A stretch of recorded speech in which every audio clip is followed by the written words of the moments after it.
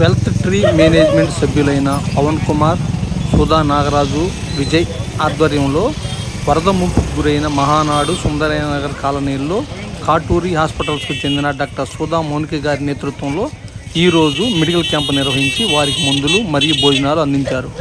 ఈ సందర్భంగా స్థానికులు మాట్లాడుతూ, మాకు ఆహారం చాలామంది అందించారు, కానీ మీరు మాత్రం ఆహారంతో పాటు వైద్యం మరియు అవసరమైన మందులు అందించి మా ప్రాణాలు కాపాడారు అని కొనియాడారు.